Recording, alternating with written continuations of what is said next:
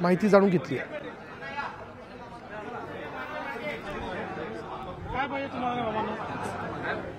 Sir, कॅबिनेटमध्ये unique ID आणि काही महत्वाच्या विषयांवर चर्चा झालेली आहे। नेमके कुठले महत्वाचे निर्णय घेण्यात येणार आहेत? दोन तीन महत्वाच्या गोष्टी आहेत। एक तर ज्या प्रकारे आधार हा व्यक्तीकरता युनिक आयडी आहे, तसा कामांकरता देखील युनिक आयडी तयार करण्याचा आम्ही निर्णय घेतलाय। कारण अनेक वेळा लक्षात येतं की एकाच ठिकाणी 2-2, 3-3 डिपार्टमेंट काम करतात। काही ठिकाणी अशाही तक्रारी येतात की काम एकाने केलं आणि 2 डिपार्टमेंटनी बिल काढलं।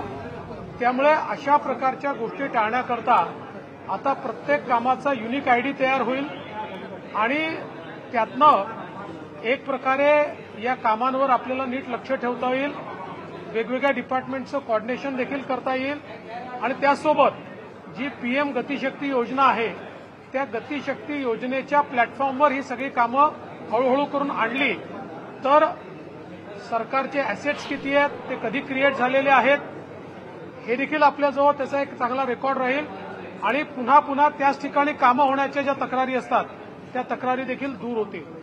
दुसरा एक निर्णय आम्ही असा देखील केलेला आहे की आता वेगवेगळ्या समाजाची बरीच महामंडळ आपण तयार केलेली आहेत, यांचा समन्वय राहिला पाहिजे म्हणून एक सिंगल प्लॅटफॉर्म आम्ही तयार करतोय की ज्या प्लॅटफॉर्मवर ही सगळी महामंडळं, त्यांचे कार्यक्रम, त्यांच्या योजना, त्यांचे पदाधिकारी असे सगळे राहतील आणि मग त्याला जो काही सपोर्ट स्टाफ असेल तो आम्ही त्या ठिकाणी देऊ, जेणेकरून सगळी महामंडळं योग्य प्रकारे कार्यान्वित करता येतील आणि सगळ्यांच्या माध्यमातून चांगल्या प्रकारच्या योजना या आम्हाला त्या ठिकाणी साकारता येतील, अशा प्रकारचा आमचा प्रयत्न आहे। ई कॅबिनेट संदर्भात सुद्धा काही तुम्ही सूतोवाच केलेला आहे? ई कॅबिनेटच्या संदर्भात देखील आज आम्ही सूतोवाच केलाय। आता राज्यामध्ये ई फायलिंग आपण स्वीकारलेलं आहे। आपल्या फाईल्सची मुव्हमेंट ही आता डिजिटल पद्धतीने, इलेक्ट्रॉनिक पद्धतीने त्या ठिकाणी होते आणि म्हणून आयटीच्या जगामध्ये आता कॅबिनेटच्या फाईल्सची मुव्हमेंटही ई पद्धतीनं व्हावी याकरता ई कॅबिनेट आम्ही स्वीकारतो। लवकरच त्या संदर्भातली सुरुवात आम्ही करू। सुरुवातीला जोपर्यंत मंत्र्यांना त्याची सवय होत नाही तोपर्यंत काही काळ ई कॅबिनेट सोबत पेपर कॅबिनेट देखील राहील, पण हळूहळू पेपर कॅबिनेट पूर्णपणे बंद होईल आणि ई कॅबिनेटच आम्ही स्वीकारू। सर, मंत्र्यांमध्ये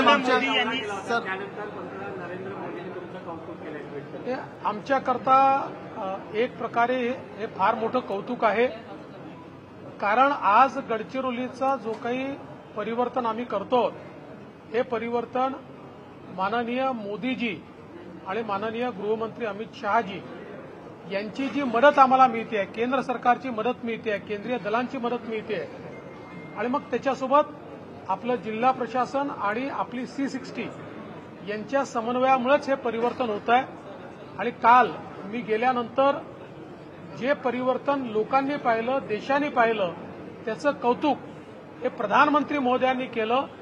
खरं म्हणजे याचं सगळं श्रेय हे आपल्या पोलीस प्रशासनाला आणि जिल्हा प्रशासनाला मी देतो। सर, मंत्रालयातील गर्दी कमी करण्यासाठी तुम्ही एक नवीन निर्णय घेऊन येत आहे। पुढच्या 2 महिन्यामध्ये कशा प्रकारे हा निर्णय असेल?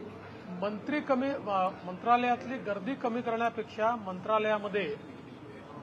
मंत्रालयाच्या सुरक्षेच्या दृष्टीनं त्या ठिकाणी आलेला प्रत्येक माणूस हा आयडेंटिफाय झाला पाहिजे, अनआयडेंटिफाईड कोणी येता कामा नये या दृष्टीनं एक नीट सुरक्षा सिस्टीम मंत्रालयाची आम्ही तयार करतो, ज्याच्यामध्ये प्रत्येकाला आपलं रजिस्ट्रेशन करावं लागेल।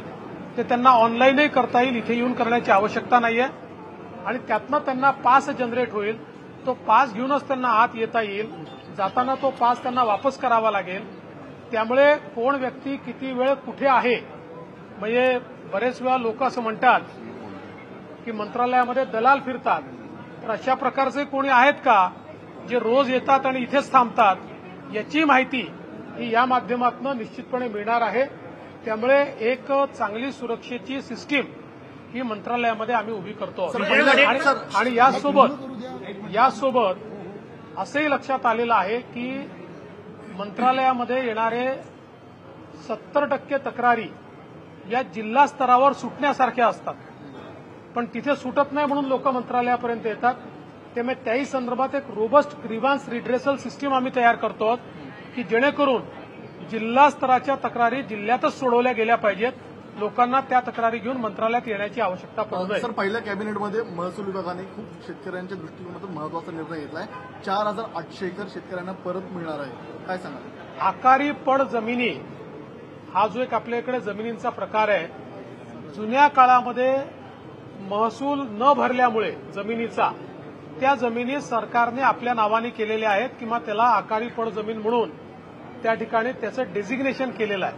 त्यामुळे त्या क्लास 2च्या जमिनी झालेल्या आहेत. आजही शेतकरी स्वतःच त्या जमिनी वाहतात. त्या काळात कदाचित दुष्काळ असल्यामुळे 40 वर्षापूर्वी 50 वर्षापूर्वी ते त्याचा शेतसारा भरू शकले नाहीत किंवा महसुली देणी देऊ शकले नाहीत. आता त्या जमिनींची किंमतही वाढली आहे. त्या जमिनी क्लास 1 मध्ये म्हणजे त्यांच्याच नावाने करता येतील याकरता आपण अमेंडमेंट कायदा आणतोय. त्या कायद्याला आज आम्ही मान्यता दिली.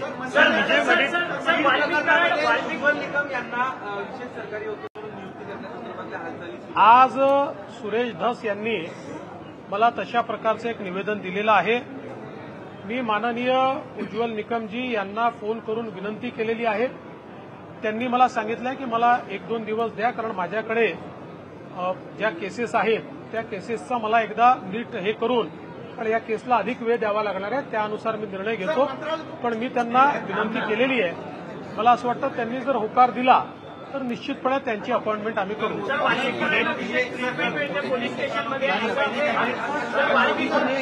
मोदी जी ने किसानों के लिए पहली कैबिनेट समर्पित की और कई अच्छे फैसले लिए. आज भी आपने किसानों के लिए करीबन 1,000 किसानों की जमीन वापस करने का फैसला लिया है. देखिए, किसानों की जमीनें जो 30-40 साल पहले, चूंकि वो रेवेन्यू जो उनके ड्यूज है वो नहीं भर पाए, इसलिए क्लास 2 की हो गई थी, उनको क्लास 1 की करके किसानों को वापस करने का फैसला हमारी सरकार ने लिया. सर, लालू प्रसाद यादव आता म्हणतात लालू प्रसाद यादवांनी, कारण की ज्या पद्धतीने बीड पोलीस स्टेशनमध्ये कॉट घेतात आहेत त्या संदर्भात आमदार ट्विट करतात आहेत. तुमच्या पाठी असलेले सुरेश धस देखील या सगळ्या संदर्भात सातत्याने आवाज उठवतात. विरोधक म्हणतात की हा लाडका आरोपी आहे का सरकारचा? असं आहे, न पाहता केवळ प्रसिद्धी मिळवण्याकरता हे जे काही बोललं जातं त्यांना केवळ प्रसिद्धी पाहिजे. पोलिसांनी स्पष्ट केलं, ऍडिशनल पोलीस कुमक तिथे आलेली आहे, ऍडिशनल पोलीस कॉन्स्टेबल त्या ठिकाणी आले आहेत. त्यांना काय जमिनीवर झोपवायचं? त्यांच्याकरता आणलेले कॉट आहेत. पण काही लोकांना प्रसिद्धीची हाव असल्यामुळे ते कोणी म्हणते एन्काउंटर होणार, कोणी म्हणतं अजून काय होणार, ही प्रसिद्धीची हाव आहे, बाकी काहीच नाही. सर, लालू प्रसाद यादव म्हणतात की सारे गिले शिकवे भुलाकर हम नीतीश जी को गले लगा लेंगे. ही बदललेली भूमिका म्हणावी त्यांची. इंडिया अलायन्स सपने बोल रहा है की सरकार गिरेगी आने वाली दिनों में. आहे, कितीही लालूजींनी स्वप्न पाहिले तरीही ते मुंगेरी लालचेच हसीन सपने राहणार आहेत. ते स्वप्न पूर्ण होऊ शकणार नाही. लालू ने कितने भी सपने देखे तब भी वो मुंगेरी लाल के हसीन सपने ही होंगे, वो पूरे होने वाले नहीं है.